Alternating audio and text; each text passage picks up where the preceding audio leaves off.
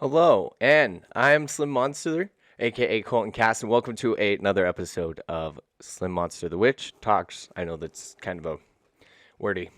Anyways, I'm getting into lesser known celebrities and how they were murdered. So without further ado, let's just go ahead and just get into it.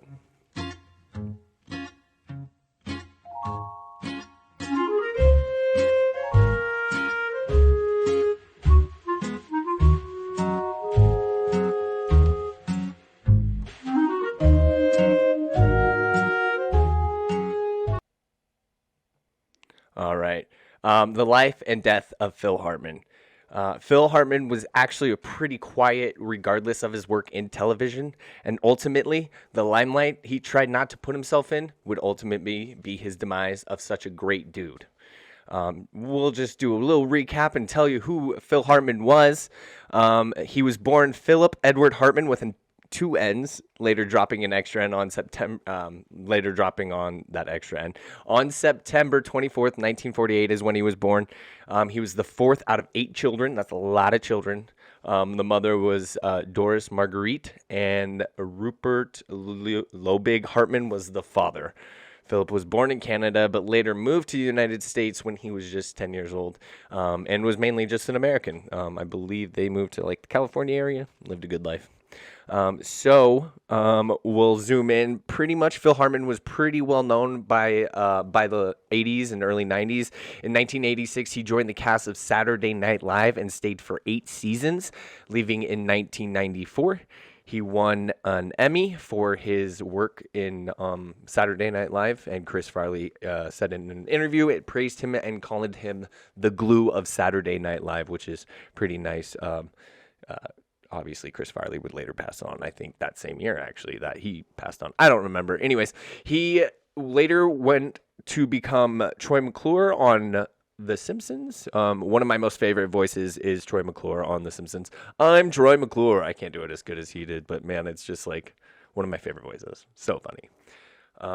He after that during the same time, I believe he was on a show called News Radio there with a little baby Joe Rogan and a little baby Andy Dick. That's funny to say, little baby Andy Dick. Anyways, so he did a lot of that. He was also in a variety of movies and a variety of other things, including Pee-wee's Playhouse, where I think he did it was like a captain or something like that. But let's just continue on, skipping forward to when he first married Gretchen Lewis in 1970, divorcing only 2 years later in 1972. She said that she always, when even married with him, always felt very distant from him. He never was emotionally available, so that's kind of sad. After that, he married Lisa Strain, a successful real estate agent, in 1982, but then only divorced 3 years later. After not finding not much luck in love and marriage, Phil ended up meeting Bryn in Omball in 1986. Sorry about that. 1 year later, he was married, and the former model and aspiring actress. I'm sure he thought, third luck's the charm. This is the one, and I mean, she's the one of something, that's for sure. He later had children with Bryn, Sean, and Burgeon Hartman. Everything was seemingly good. And there's a picture of that family there. Everything was seemingly good for the Hartmans, though the reality of the tough marriage had a lot of difficulties. Reported that Bryn had a lot of difficulties with Phil fame. She eventually had a hard time breaking out into the film, and I think she felt very resented towards that. And it eventually led them to want to file for the divorce, but none of them ever did. The jealousy of his success often led to Bryn being verbally and physically abusive towards Phil. Towards Phil Hartman. Hartman also tried to get her acting roles, but she just wasn't very good. She started relying heavily on drugs and alcohol, and it forced her into rehab.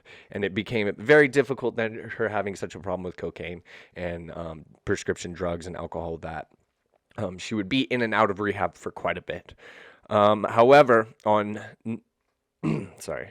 On May 27th, 1998, Bryn visited an Italian restaurant called Boca di Beppa in Encino, California. She went to lunch with a producer named Christine Zander. Zander said she was a good friend of mine. I believe Christine Zander did a bunch of shows, like I think Nurse Betty, I think, is one of the shows that she does. That's her show. She produces it.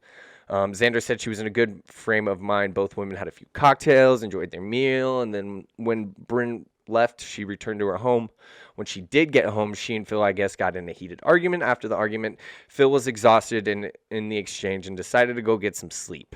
At 3 a.m. on May 28th, 1998, I apologize. Bryn, fueled up on Zoloft, cocaine, and alcohol, went to the bedroom she shared with Phil Hartman, and fatally shot him. Shoot him once in the side of the neck, and once in the neck, and then finally the fatal shot into his chest with a Charter Arms 38 firearm 6-shooter. So that was pretty sad. He was 49 years old when he was found dead at his home. Bryn drove to her home of her friend Ron Douglas and confessed the killing. He initially did not believe her. The pair drove back to the house in separate cars. She called another friend and confessed the second time. Upon seeing Hartman's body, Douglas called 911 at 6:20 a.m. Police arrived and escorted Douglas and the Hartmans' 2 children from the premises, by which time Bryn had locked herself in the bedroom. Shortly afterward, she committed suicide by a self-inflicted gunshot. The police stated that Hartman's death caused a domestic discord between the couple. A friend said that Bryn had trouble controlling her anger. She got attention by losing her temper. A very sad end for such a talented and hilarious figure.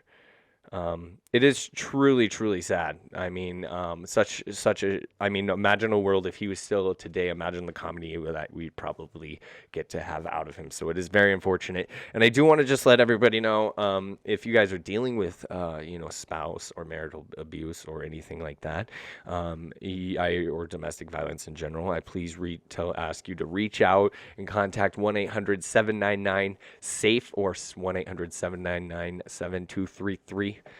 Everyone deserves a relationship free from domestic violence, and I agree. Sorry. My bad. I'm still getting used to this little thing. I appreciate you guys tuning in today. I stumbled over my words just so much today, so I'm really sorry about that. Next time that won't happen.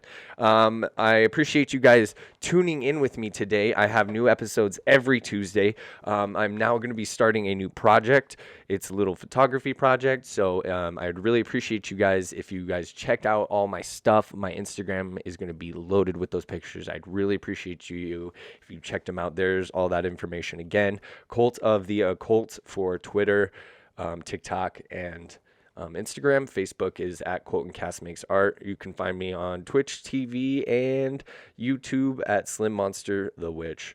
I appreciate you guys. Thanks for tuning in. Okay, bye.